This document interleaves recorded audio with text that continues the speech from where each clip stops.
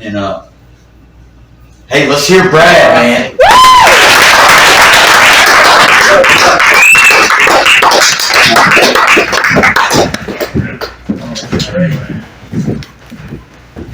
Well, gosh, I don't even know what to say about that, other than I've been really kind of nervous about speaking to this group. I'll tell you why in a minute, but I learned a long time ago speaking to people, you know, when you're afraid you're going to bomb, to go ahead and bomb first. I spoke here once before, and way back in the 1900s, I was a junior varsity cheerleader for Clemson University, and I invented the Pabst Blue Ribbon cheer. We called it the PBR cheer, and I'm going to demonstrate it for you so that I can go nowhere but up. PBR!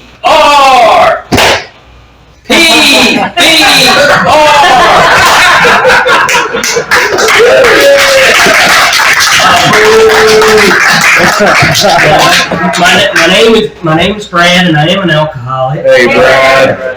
My sobriety date's August 28th, 2019. I'll tell you a little bit about that in a minute. But I first wanted to say what an awesome privilege it is to speak in front of this group. I was telling Jesse before I even came in that in early sobriety, the founding members of Gravely Affected moved in such a way.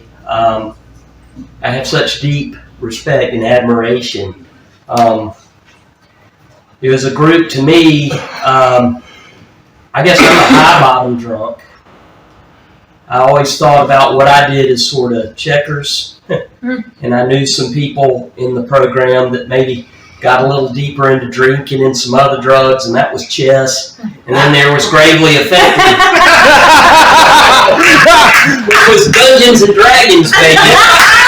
The real deal. And so I was never a proponent of saying, hey, I'm a real alcoholic. I mean, what I find in this group that inspires me is in every, whether it be as a group or in individuals, it's rally point to me. The way you guys go about it. There are guys in here that I admire very much because of their craftsmanship. They're builders. They remind me, one of my favorite books of the Bible is in Nehemiah, who was tasked with rebuilding the walls of Jerusalem. And it was impossible because their enemies were attacking them the whole time. And I see that kind of strength in members of this group. The perseverance, y'all are movers, y'all are fixers. The attitude that you guys carry inspires guys like me because you redeem others. I mean, you, for someone that has sat in a church pew, to see so very simply how you practice a deep faith and a deep spirituality that puts you in motion to help others and not look the other way is tremendously courageous. The joy that Anthony, I mean, it is loose. I mean, I think I hold on loosely, 38 special days. But y'all find joy in each circumstance. One of my favorite things is Jesus' brother, James, said, consider it pure joy when you face trials of many kinds. You guys don't show your back to others. That's strong. I mean, if I can do what y'all do 10% of the time, it would make me better. And I think it's unusual that even though this is past my bedtime, when I come here, I feel more refreshed and more clean with the dirtiest sons of bitches. And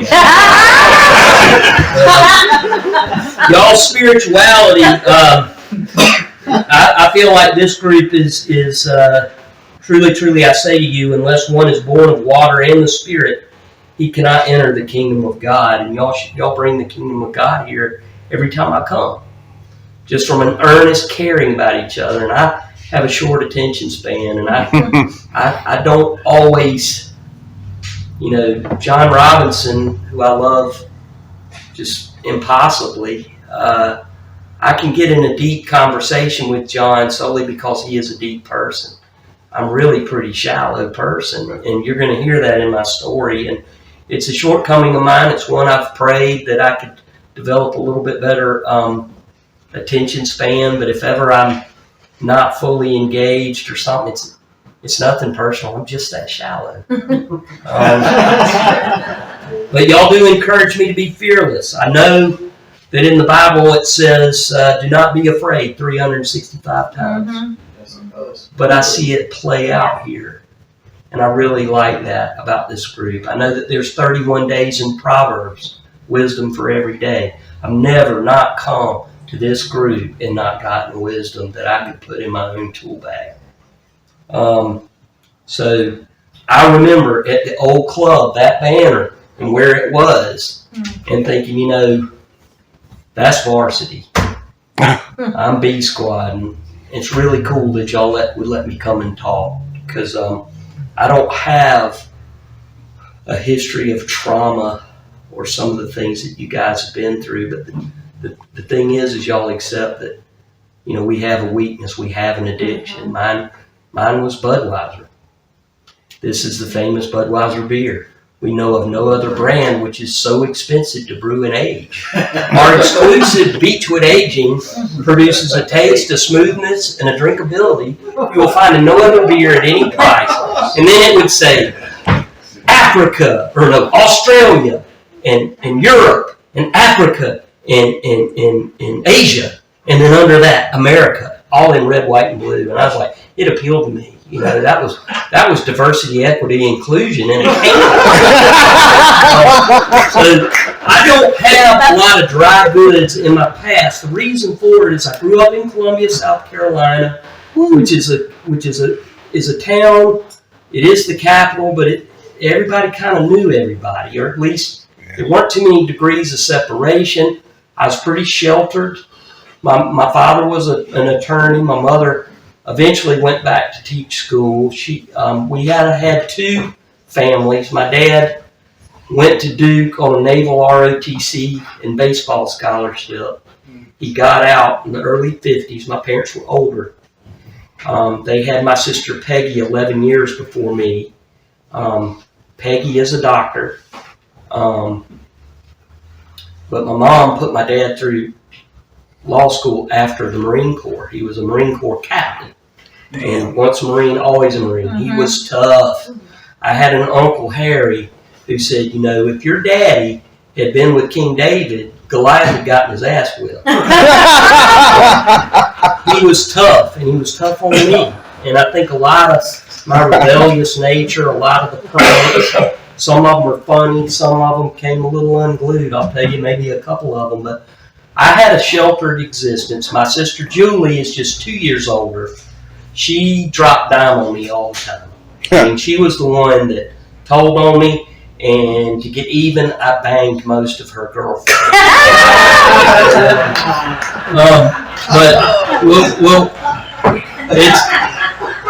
It's just to kind of tell you what I was like. I was a weird kid. I can remember, my parents told me that I was one of the heaviest jaundice babies ever born in York County. I came out with a full head of hair. I had fangs. I had those prenatal teeth. I came out the same day that Rare Earth wrote the song "Get Ready, 'Cause Here I Come." Now, my sister Peggy gave me that 45 in a little blue whale. She was 11, and I didn't care anything about the blue whale, but I would listen to Rare Earth. I loved it. But I was just weird. We lived in Columbia. Somebody told me that I lived near an Indian burial ground, and I bought into it. I wanted to be an Indian. My father could never have Cordovan shoe polish because I would coat myself to make myself look more like an Indian. My favorite food was Flintstone vitamins. And I found that if you lit like a Dino, a purple one, you can make good war paint out of Dino. And so the Mr. Adeline was my postman. I would meet him at the driveway with declarations of war, and I wanted him to send down the street, like QB Wood and Tracy Kitchens, guys I didn't like. I was like, you can't pass to our sacred area. And when he retired, he said, I didn't have any bad dogs, but I did have a mixed up Indian kid that put I would love to find mockingbird feathers and tie them in my hair. I mean, my parents didn't know what to do with me, you know. But I had these sisters who were perfect. You know, they have 6 degrees between them. They never did anything wrong. And then there was me. And so I fit in with everybody. Everybody called me brother because they called me brother. And I would do outrageous things, and I don't know, I always hung out with older kids because I guess I was amusing. I don't know. But I just want to thank this group for the happiness that you share. I don't believe in coincidence anymore, and I have AA to thank for that. My territory at the company I work for is 330. And I find that amazing sometimes, like Proverbs 3:30, do not contend with a man for no reason. Part of my history is being my own worst enemy. I had a lot of fights, particularly when I would drink. And I'll talk about that a little bit. But one of the things that's deeply amazing to me is I've always loved history. When I was a little kid, I can remember learning to stand. At like 9 months old, I can remember learning to walk. I can remember learning to run by 11 months old. I can just remember certain things, and then I can forget where I put my car keys. I don't know. It just feels scrambled sometimes. But on page 330 of the Watts hymnal, it says, happy the man whose hopes rely on Israel's God. He made the sky and the earth and the sea with all their train, and none shall find his promise vain.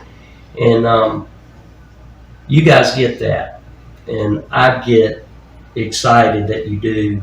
This is a group that keeps promises. This is a group that has hope. And I do too. And that's what we share.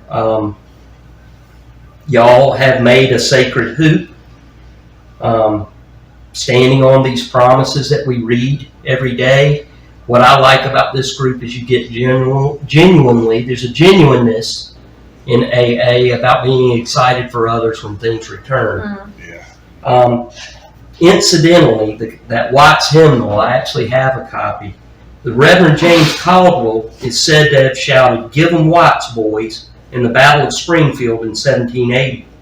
He ran to his church when the town was set on fire by the British to get the Isaac Watts hymnals so that they could use them as paper for musket wadding to fight the British who had burned the town. And what I see in this group is a deep understanding of this, but an ability to move in ways that meet people exactly where they're at. And I don't want anything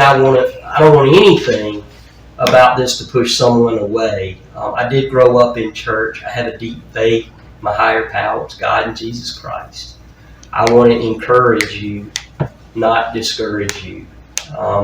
I was a religious hypocrite for many years. I served as a deacon for 5 times, and I was drinking the whole time. I could go through periods of time in my life and stop for a year or 2. I didn't even really get excited until my 3rd anniversary because I think I'd probably been sober a long time. Something would happen, it would scare me.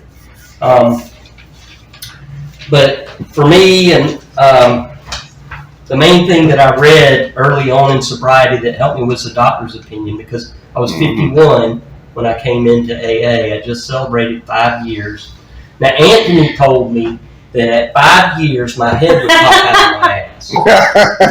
but I'm a slow learner and I don't like pressure, so I'm gonna keep it right where it is, Anthony. I don't have to.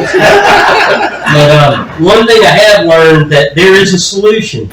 Almost none of us like the self-searching, the leveling of our pride, the confession of shortcomings, which the process requires for its successful consummation. But we saw that it really worked in others, and we had come to believe in the hopelessness and futility of life as we had been living it. That's what happened to me. On August 27th of 2019, I had a co-worker up here. We had gone out drinking. I went and took him skeet shooting. We drank a bunch of Fireball. I went home with him and thought it would be a good idea to take him on a date with my wife. And thoroughly pissed her off. Next morning she left, and my wife, my best friend, I've been married now, I think 31 years. Wow. But she left, and she left for 6 months. She came home right around the 90-day chip, had sex with me, and left. That was discouraging, you know. She wasn't talking to me, and I never felt like my throat was cut. The 28th, the 29th, and the 30th of August were the worst days of my life. I don't think I even talked to anybody else. I looked up a couple times that month of September because I don't think I was sleeping. I read the world record was 11 days and 25 minutes or something, and I came close like 3 times.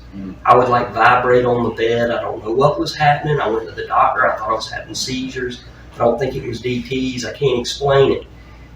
But my doctor said I just missed my wife. Well, yeah, I guess so. But I'm going crazy, Doc. What are we going to do? You know, and I just kept coming back. I went to probably a couple hundred meetings in the first 90 days.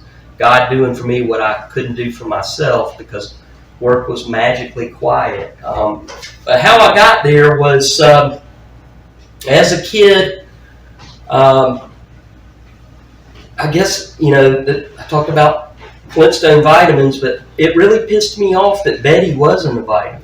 Everybody else was a vitamin. I had a strong sense of justice. Fred was a vitamin, Wilma was a vitamin, Dino was a vitamin, Pebbles was a vitamin, Bam Bam was a vitamin, Barney was a vitamin. Why not Betty? You know, I could not. Those were the types of things that would consume me. I would just about lose my mind. And, you know, if someone did something to me, if they started it, I thought that my reaction should be some multiple of whatever it was that they did. My sister and 3 of her friends knocked me out of my grandmother giving me a pirate hammock to try to get me to not be an Indian anymore. And I think I told her, well, when we move closer to the ocean, I might be a pirate. But for right now, I'm going to be an Indian. They knocked me out of this hammock, and I ran my sister Julie down and cut her ponytail off with a rock. And my dad beat my ass so badly. You know, so I would develop resentments when people told on me. And but I could not resist pranks. I mean, all through that time, way before I took the first drink, I would just do these most outrageous pranks. And some were funny, and they continued on into, you know, at Clemson, John will like this. When we were playing Maryland, we had a Central Spirit Committee that decided we're going to blow up 1 million orange balloons and release them. You know, before anybody cared about the environment back then. And I thought it was a good idea to fill up about 400 condoms in the balloon. And when they released, you could see all the orange, and then you could see like specks of white. What is that? What is that? Well, condoms don't float as well as balloons. They all started wafting back down into the stadium, and then into the infield, into the end zone. They're bouncing around, and everybody's laughing. Everybody knew who did it. Nobody could prove it. You know, but I would just do dumb things and bring attention. People would encourage it, and I don't know. I liked it. Yeah. You know, so different things about my upbringing. I think really things started to come unglued. I did get caught drinking it. I only have one DUI. I got caught drinking at my own bachelor party. I tried to drive. I decided we had enough, and I decided I'd drive home. And I got pulled over, and I had a gun in the car. I had a big Bowie knife in the car. I don't know why, but I had all these things in the car. I had a broken seal of Jack Daniels, and they said, "This yours?" I said, "No, I was drinking Jim Beam." My guys tried to stop me. They were watching me outside a bar called the Sports Page, and these are my groomsmen. These are my best friends. I punched one in the face, took the keys, threw the other one down, and tore off. And just an asshole when I drank. I mean, it talks about, it was funny for a period of time, and then it just started not being funny. Mm-hmm.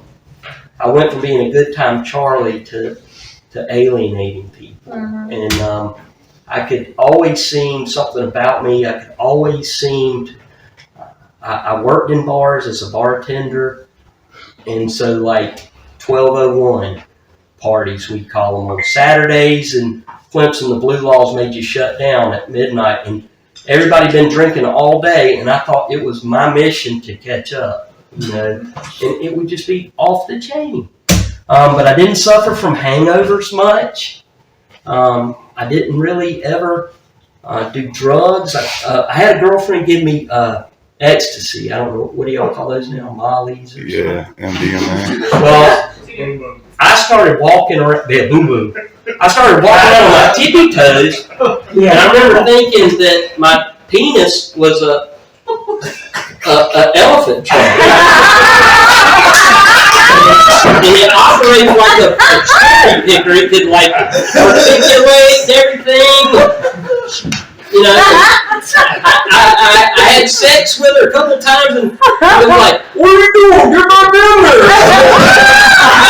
It scared me so bad, so I don't have drugs. It was never. My point is I would keep going. We'd have things like Paul Newman days, where you drank a beer every hour for 24 hours, or just these massive quantities. I was in a fraternity of football players, and there's these huge guys, and I'm trying to drink with them.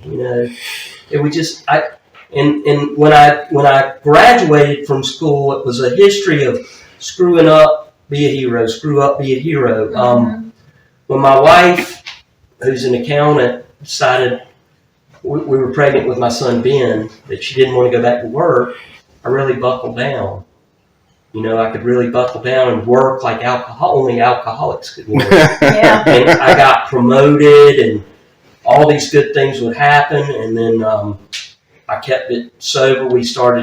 Wade was born, and somewhere in there around 30 or 31, I was in a job that got me traveling and whining and dining, and I was always rewarded for those types of things, mm-hmm. And I played a lot of golf. I drank a lot on golf. I don't know how I didn't kill anybody driving, because I drank. There was no Uber. There was a lot less accountability. I just have a compulsive kind of nature about me. I have to go to God every morning and thank Him for sobriety and ask for it again. That's what you guys have told me. It's amazing to me. The first time I went into AA was like a September 1st, and it was in the same room where I'd been president of that Sunday school class. And the irony that I'd been teaching the book, for me, it was reading the Bible and reading the big book in conjunction, where a light bulb finally went off, and watching what you guys did and doing what you guys told me to do. That somehow lifted the urge to drink, because everybody around me would encourage it. My wife too, until she had enough.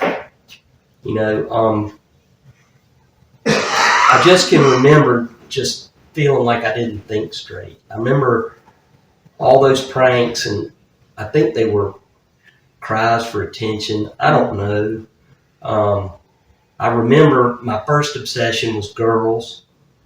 I was shooting firecrackers on the 4th of July in 1976, and Karen Walkup, who was 14, was out in her front yard, a neighbor, in a bikini top and cut off shorts, with all her little friends singing the I remember it was Jumpin' Jack Flash.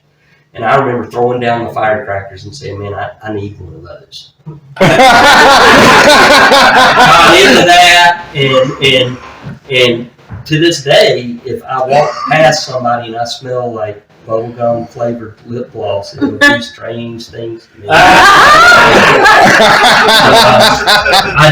I would get into trouble, and that was my first obsession was girls. I remember my parents that summer took me to Brook Green Gardens at Garden City Beach, and all that is Artemis, the war god, topless, boobies out all over the place, shooting her bow and arrows, and that just ruined me. I went into the 5th grade, and my art teacher was like, y'all make something beautiful out of the lump of clay, so I made a perfect woman's breast. I mean, and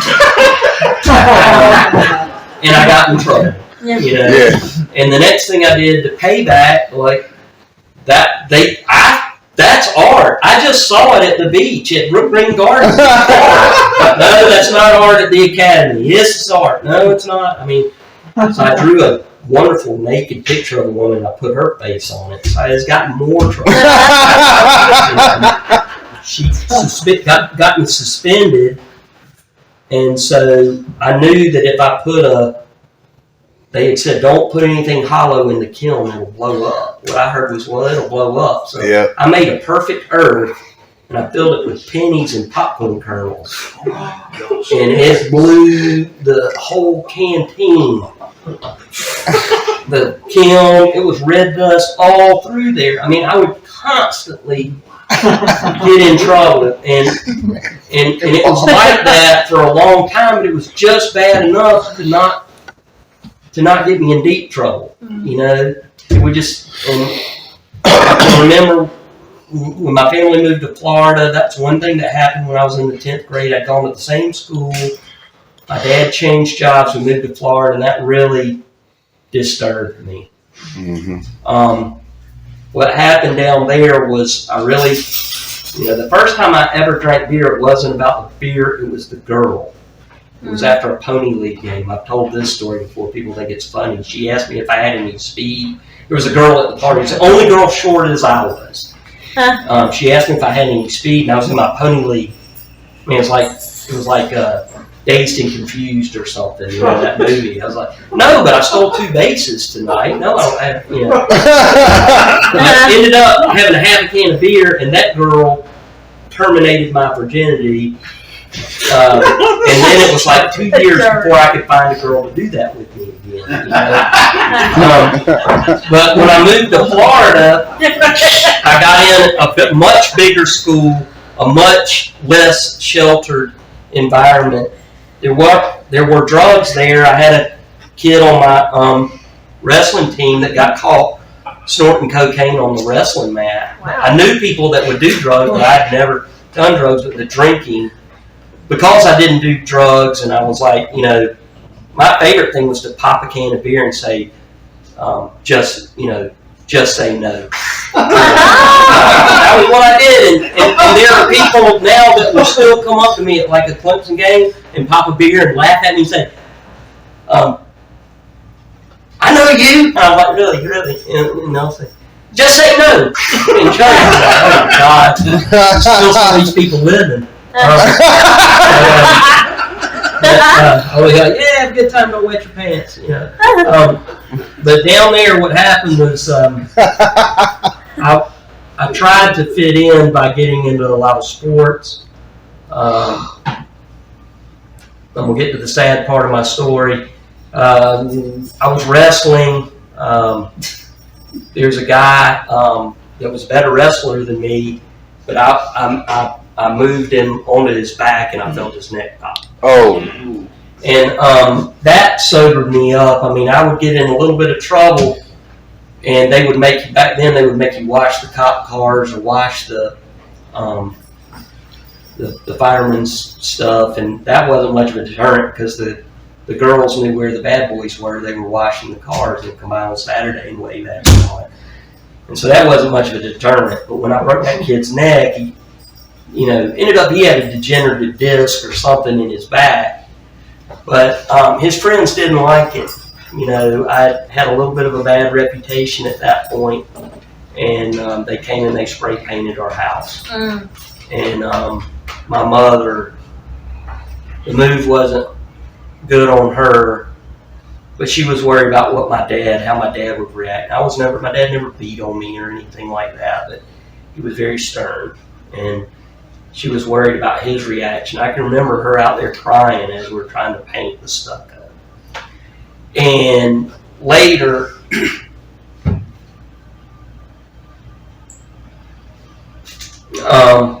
my mother had a series of strokes, mini strokes, that probably were a result. Now they would and ladies would prescribe estrogen to prevent that.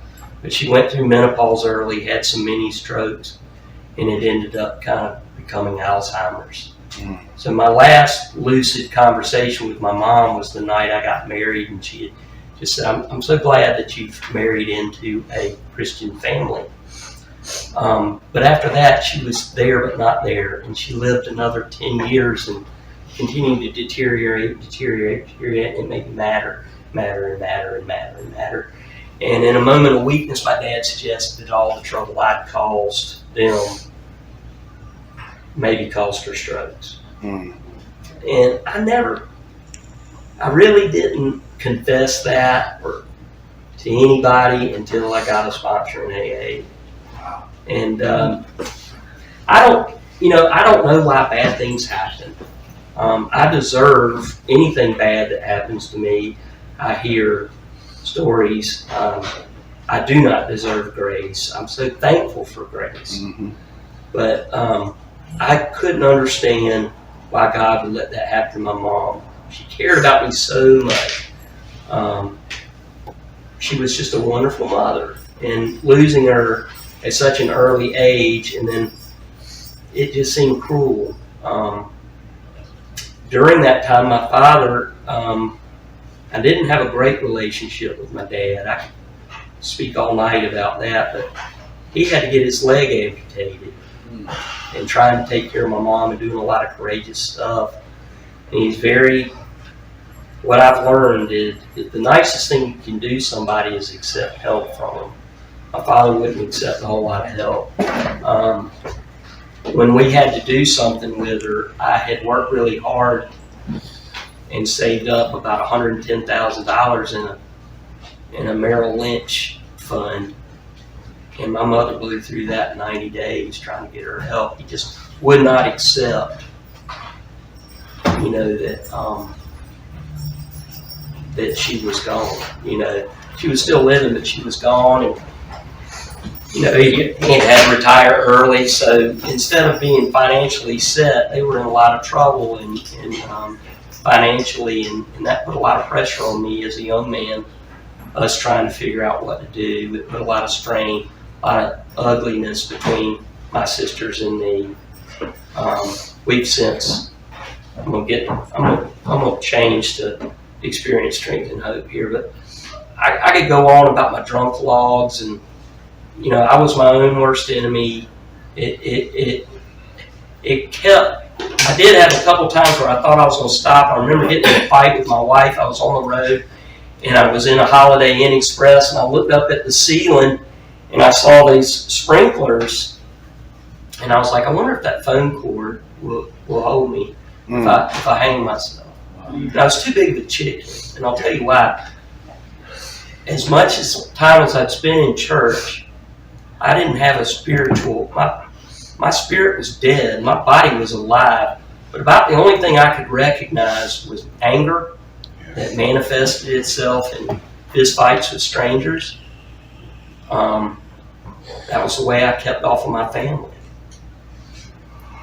I have two sons that are wonderful guys. I have a daughter But it really hurt me that day when my drinking became such that my wife decided they were better off moving away from me. The people that I would do anything to protect were basically scared of me and what I was becoming. And so I came to AA, and by God's grace, that Saturday before I came to AA, I had met with my wife and the pastors, and she wouldn't even look at me. So I went to the pawn shop. I sold all my guns. I had a bunch of classic double-barrel shotguns, and I went and sold all that. I sold I didn't have a lot of jewelry, but I had some clasp rings and a couple nice watches. And I sold all that, and I had a bunch of cash. And I was like, I'm just going to go. I'm going to leave her all the accounts. I'm just going to go. And I didn't. I remember being at home. She was at her parents'. She and my daughter had moved out.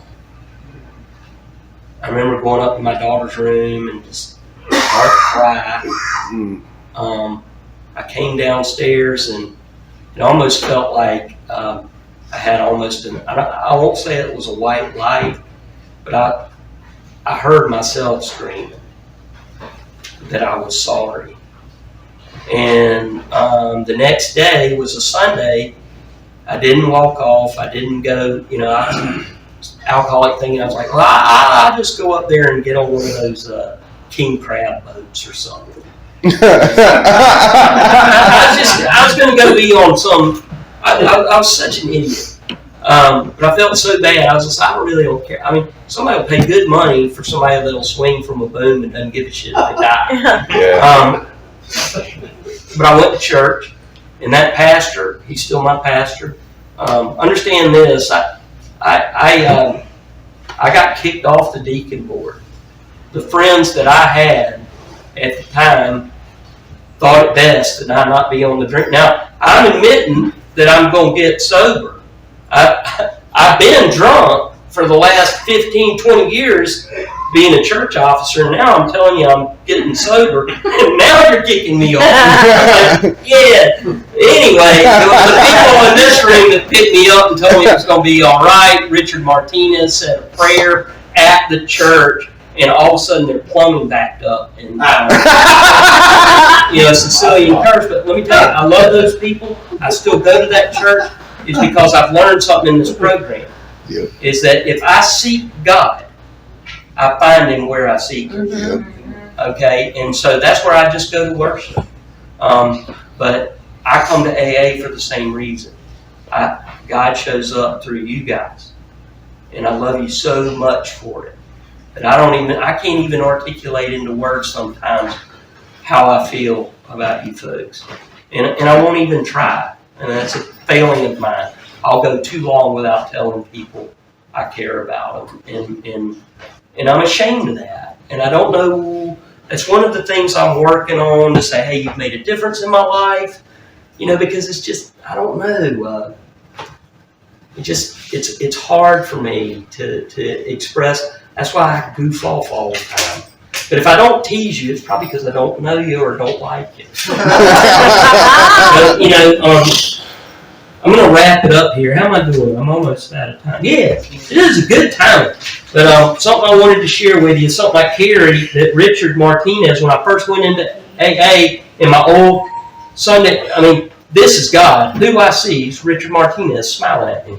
Yeah. But this is something that I find that I carry is the prayer of St. Francis. And this is something I try to live by. Lord, make me an instrument of your peace. Where there is hatred, let me bring love. Where there is offense, let me bring pardon. Where there is discord, let me bring union. Where there is error, let me bring truth. Where there is doubt, let me bring faith. Where there is hope, despair, let me bring hope. Where there is despair, let me bring hope. Where there is darkness, let me bring your light. And I just love that prayer. I carry it with me. Part of it, sharing my experience, strength, and hope would be, we're trusting in something we can't see. So I would encourage people. I really get charged up when I see young people come in that have the good sense to be here. a sponsor for me is how I honor the program. My first sponsor, he helped me a great bit, and then he succumbed to, he couldn't get off his Xanax. I was the last one to know, and I was also the last one to forgive him for it. And it hurt so bad to watch him take his own breath. You know, he was unable to breathe. You know, reaching out and asking for help, there's no shame in it. Admitting your whip, and you know, people that go out and come back in to me are they're specialists because I couldn't do it again. I mean, I probably have another drunk in me, but I don't think I could get back. My own foolish pride kept me from coming in the first place. I had good doctors, I had good people, good pastors, good wife talking to me. I wouldn't listen to anybody. Psychologists, you know, poor psychologists. I drove that poor man. I mean, the stuff that he would ask me a question, I'd ask him a question back. I was like, no, I need an answer from you. And I'm like, no, I need an answer from you. You know, just willful stupidity. And so, really taking suggestions. That's the number one thing I've learned in this program. Is I never was the type of person that would believe, you know, that I didn't have the right idea about things. And I came to this program to realize that I don't know anything. I do know that a program that teaches me to love my neighbor, that teaches me when I can't to ask God, help me to love that person the way you love them. Bingo. There's still people I have differences with. You know, work still gets under my skin quite a bit. I mean, nothing will throw me worse than something bad news at work. Finances. I have a daughter that goes to Furman. It's like buying a car every 6 months. I don't know what we're going to do with it. You know, I tell those things to God today, and I don't do it in a spirit of resentment. Like, it's up to you to help me. I don't say it like that. It's like, it really is up to you to help me, please, God, Daddy, help me, Daddy. It's how I talk to him today, you know. And, you know, I tell people a lot that, I tell my children this today, and I'm going to end on this, is I tell them, you won't have any idea how much I love you and how sorry I am for any trouble I caused you until you have a child of your own. Yeah. I tell them that, and till it makes them sick. But, they're like, Dad, we may not have children. I'm like, oh, you're going to have children.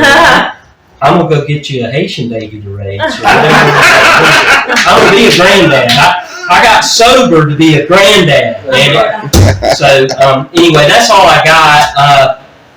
I want to thank you guys for moving in my life, seeing something in me that I could not see, and loving me back to sanity. Love this group, and congratulations on your anniversary.